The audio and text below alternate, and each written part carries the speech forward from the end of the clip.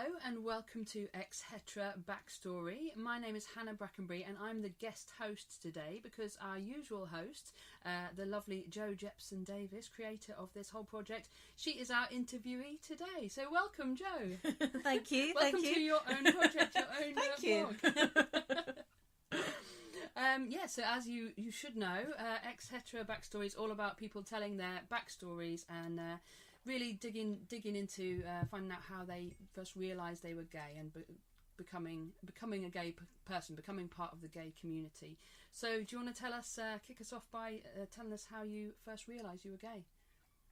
Yes, I'd love to. There isn't a really easy answer to that, though. I think a lot of people will probably say the same. There wasn't one lightning bulb moment. I think after the realisation, I did what a lot of people do, I'm sure, which is they go back and look at things they've liked or incidents have happened or whatever it is, and that sort of fueled their argument, if you like, that they are, gay. For me, it was, I really vividly remember one day going to work and starting to walk up the hill to the train station and asking myself in my head that question, are you a lesbian? But I did also, a lot of people do, they hate the word lesbian, and I was like, well, it's not a great word. I don't think so, maybe I'm gay. But that was kind of the first thing, and I think for me it'd been a combination of things, but one of them had been a kind of realising I really liked women and I very much admired them, and I liked sort of, strong women who knew what they wanted to do, really dynamic, those sorts of people. Yeah. But I was confused with whether I thought that was just me admiring these people or was there something more. And that's what I started to explore, really, and started to think, hang on, I think we're onto something here. I think this is all starting to make sense, that this is the path I should be on. Yeah. I was reading in your blog when you were a child, you were quite the tomboy as a younger person, surrounded with lots of boys. All the boys on your street were lads who you hung out with. So you had that kind of tomboy childhood, but it's not something that you discover until you a little bit later in life. Was it 36 when you came out? Yes, exactly. Yeah. So a late bloomer, as I like to say.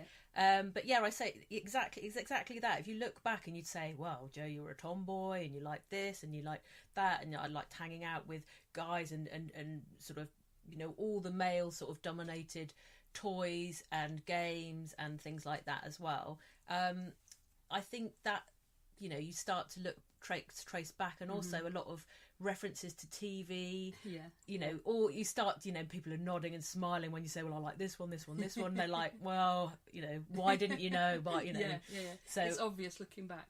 And I think for me that all culminated in when I'd come out, and I was still quite a new gay, and I went to the Cagney and Lacey. It was something like their 30-year anniversary. They were there. Amazing. And the room, I turned round and I looked around, and it was like full of lesbians. And then it was like the king and queen of lesbian. Then Claire Balding and her wife came, and it was like, well, everyone's here, and I'm in the right place. And how funny that all these people, when they were younger like me, loved Cagney and Lacey. Who knew? Yeah, those are the icons, aren't they? Yeah, fantastic. So like you say, you're about the age 36 when you sort of realised. When did you first begin to tell people? How did you do that? I had one friend who I told, and we sort of discussed it, and she said, well, maybe you're just admiring women, and it's just that. And I said, I don't think it is. I think it's more than that. And started to go on the route, was a bisexual and all that kind of thing. And then I started to think I didn't think I was, and I did think I was gay. And then around the same time, I started to tell about 5 or 6 of my closest friends, and for me, I was lucky because a lot of them are gay men, so they're easy to handle that kind of information. And it ended up being, I kind of put more pressure on myself if it was a girl to tell a girl, where the gay guys was easy. But yes, told a small group of people, and then the funny thing was, as I slowly started to tell a few more people here and a few more people there, I started to actually forget who I'd told. And there were a couple of people that I shocked them because I very matter-of-factly had said something, and they were like, what are you talking about? And I was like, I haven't told you. I forgot to mention. Whoops. Anyway, here we go. I've come out to you now. So I did start to lose track big time. It was quite amusing, actually, in a couple of situations. But started to sort of broaden my net of people that knew slowly. But as you know, you never kind of stop coming out. You know, I've written about it on the blog, you know, and especially, you know, in our sort of world where we're freelancing, you're meeting people all the time who don't know you.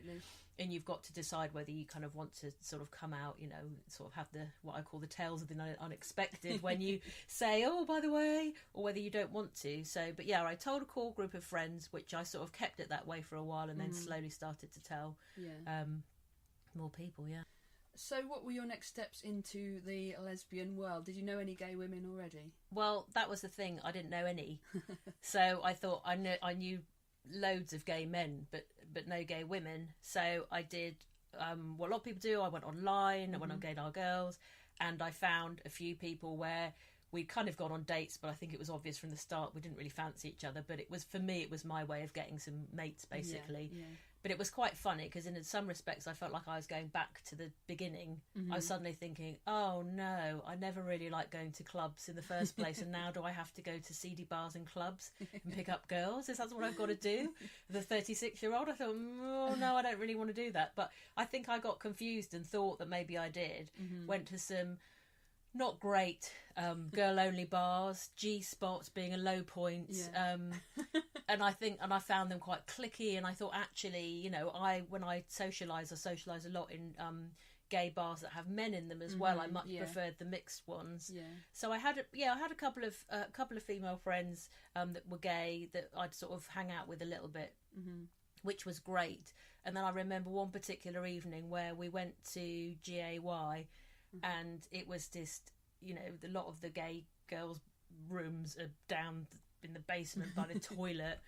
And I'd asked for some wine and they didn't even ask me what type I wanted. I got it in a plastic cup, and I thought, just lesbian wine, I looked please. around and there's like, exactly, lesbian juice, please. Yes, what have you got?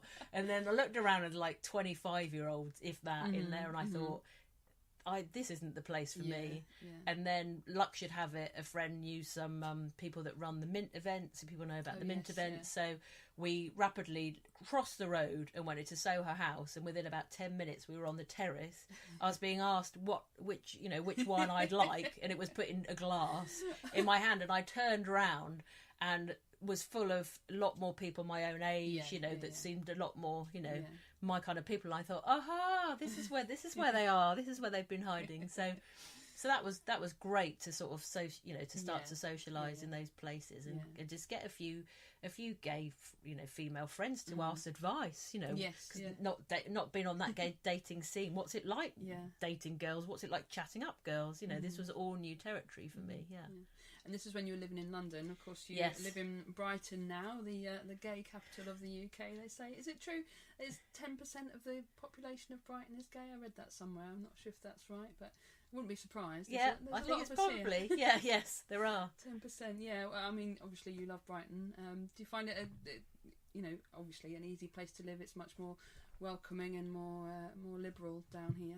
I think it is. I think there is a perception, though, that it's fine, that anything goes, that we all walk around snogging in the street and, that sort of thing, and fraternising on the beaches, and which we don't do. And I think there is still a case of there will be times when I'll be walking along the street with my wife and I choose to not hold her hand anymore.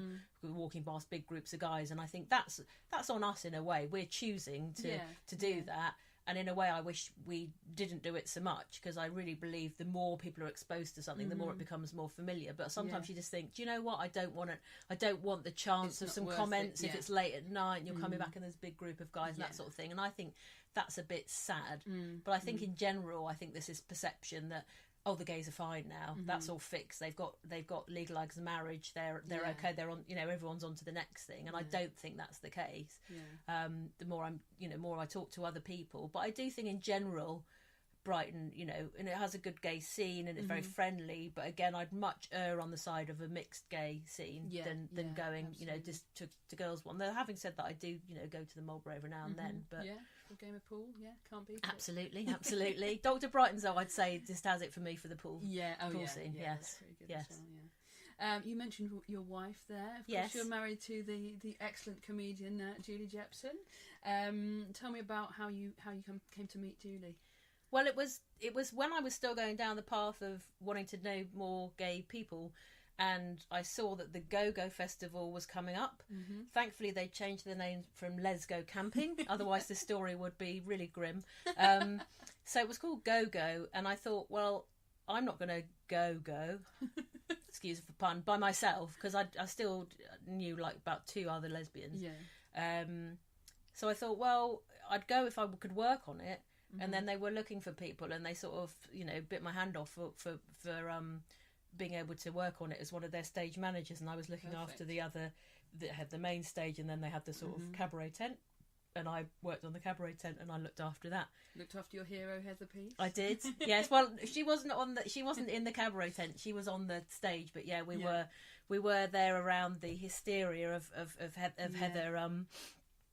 Which was great and good fun to see and meet her and all that sort of stuff. But yeah, I was looking after the tent where they had all the acoustic music, and then they had all the comedians the following day. So I think on the Sunday the comedians came. So, and Julie was one of the comedians, and we just had a nice chat, and that was that. I wasn't living in Brighton at the time, but she stalked me on Gaydar Girls. Yeah, sounds about right. Knew I'd come up there eventually, which I did, and so when I moved down to Brighton, she sort of got in touch, and we did a very unlesbian thing where we courted for a long time before we got even close to moving in with each other. So we did, we were quite opposite. We still don't have any cats together, just FYI. Disappointing.